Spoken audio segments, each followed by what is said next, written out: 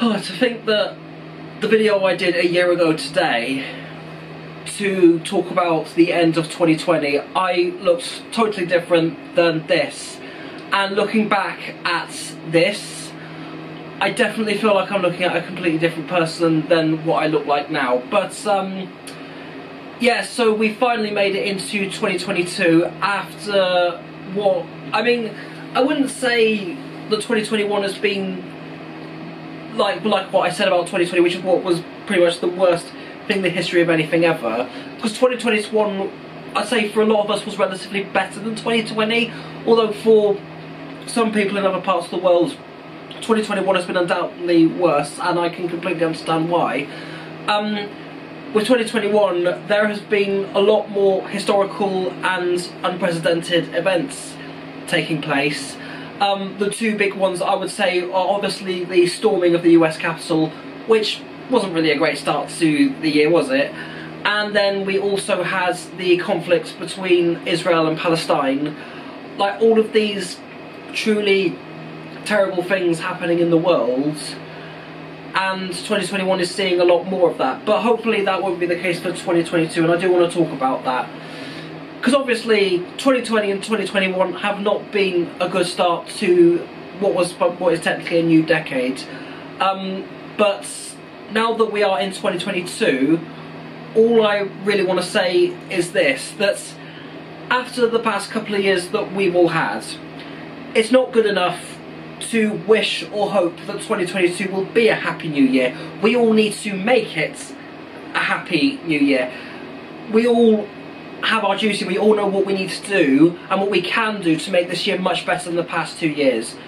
We all need to work together, we all need to cooperate to stop, obviously with COVID being as much as a big issue, but to stop so many other things happening, for example, whether that may involve COVID or not, which will see many people dying, many people suffering, many people losing jobs and many businesses going under. We can't go through more of this crap than we have been the past 2 years, I would say. Which, yeah, I mean, the thing is, I'm trying to be careful what I say here, because what I'm basically saying, I'm trying to say it different to how I have done to a couple of other channels that I do run. So I'm treading very carefully here, because I don't want to end up repeating the same stuff I've said over and over again, because I want to try and keep it fresh for this one. But basically what I'm trying to say is that we need to work together and make 2022 much better than 2020 and 2021 combined. And I will have faith in all of you watching this. I know that you watching this can play your part to make 2022 better. Let's not sit back and watch what happens, and let's not hope that whatever we may need in this world or want in this world will come. And because if we just sit there just basically watching the world burn, then of course it is going to burn pretty much, but metaphorically of course. But this year, I know that the World Health Organization said that we need to end the pandemic, and I'm just like, good luck with that, because particular groups of people don't even need to say who they are, and I know that there may be a few of them watching this. Thanks to those particular group of people, I can't see this pandemic coming to an end anytime soon, especially during the end of 2022, because I do have that feeling that by the end of 2022, COVID is still going to be a global health issue, but hopefully not as much as it was in 2020, or as much as it is now with stuff like Omicron coming along. Which, yeah, because I'm not going to touch any more of that with a wooden stick. But basically, what I want to move on to in terms of 2022 is what I want to keep on top with this channel, and that is Robot Comeback and Robot Events. So obviously 2022, it does look like that we could be seeing more events than we had in 2020 and 2021. I mean, I did get to 4 events in 2020 and only 6 in 2021, but with the way things are going, I should be able to make it to more, and hopefully we'll see more events happen, because I know that Extreme Robots has been hit pretty hard by the pandemic, and it hasn't been able to operate one of its shows. I don't exactly know what's been going on with Extreme Robots, so I'm not going to comment any further on that. But I do hope that Extreme Robots can run again, because I do really miss the atmosphere of those. I mean, thankfully there was Robots Live in 2021, because I do really love the atmosphere of the heavyweight events.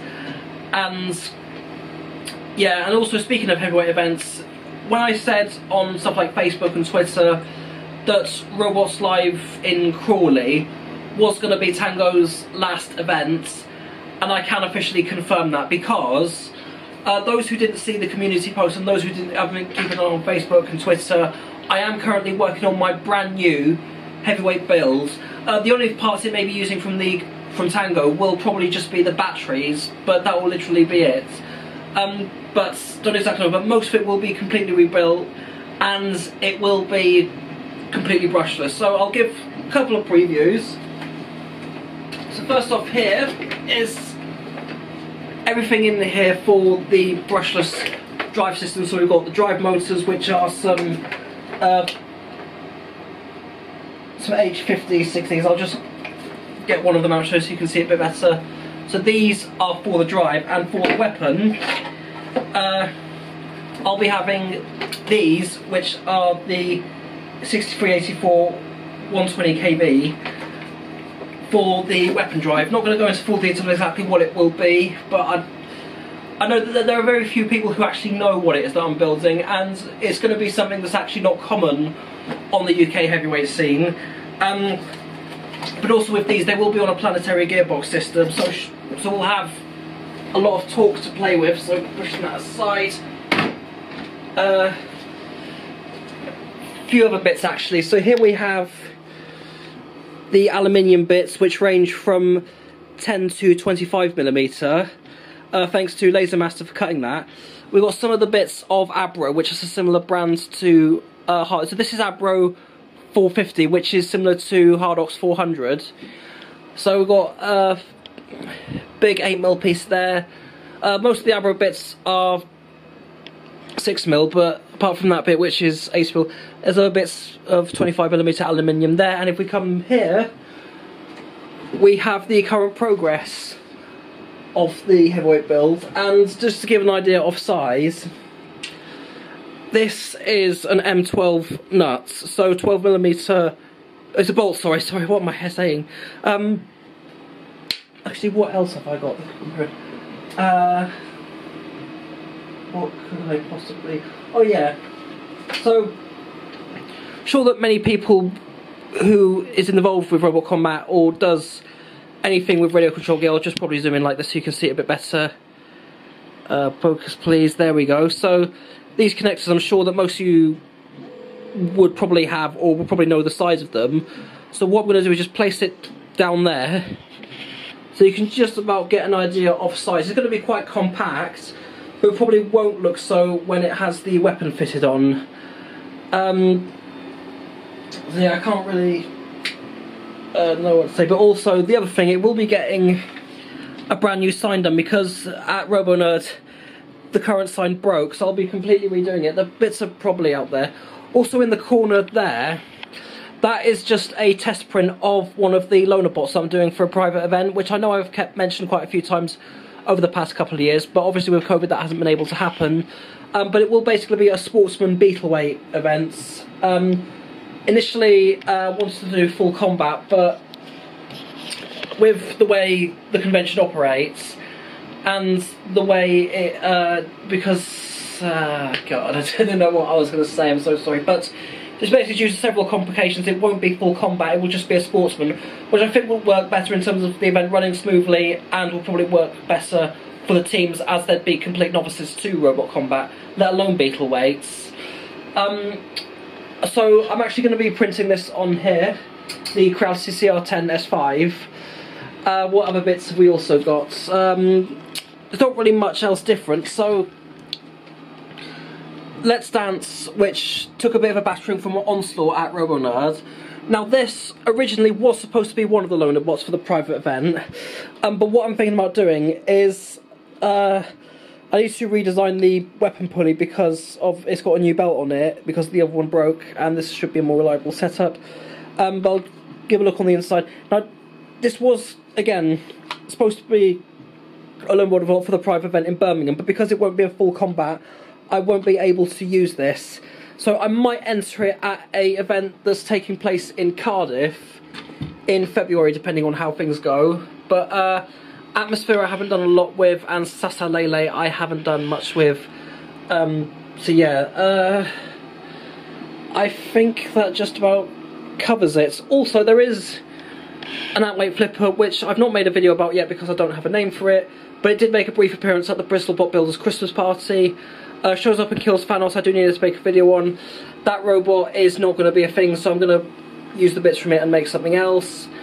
And Super Nintendo Chalmers will actually be getting a 4th version built, so it will be a complete rebuild, and we'll use N10s rather than N20, so 4, one for each wheel.